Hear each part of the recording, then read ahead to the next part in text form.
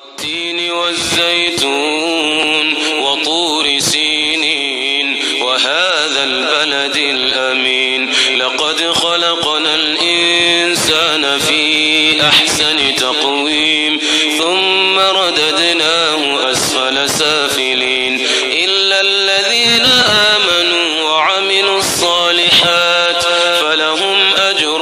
غير ممنون فما يكذبك بعد بالدين أليس الله بأحكم الحاكمين. سورة تین مکی سیرت ہے. والتین قسم دے پہ انذر بندے و زیتون او پا زیتون بندے و طور سنین او پا طور سناغر بندے و هذا البلد الامین او پا دی شر امن والا بندے لقد پتقیق سر خلقنا پیدو کرل میجا الانسان فی احسن تقویم پا بہترین شکل کشے ثم رددناه بیا وگرزو میجاہ انسان اسپلا ڈر لوندے سافلین دے لوندنا إلا الذين مگر کسون و نگرزوال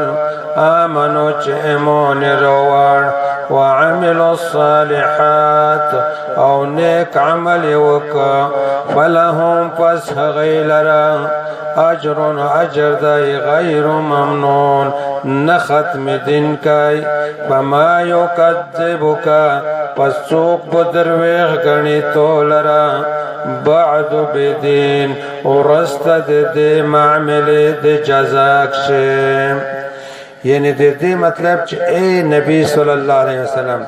دے نورست دے جزا سزا پا معملک شے سوک تو درویغ جن گڑل شے.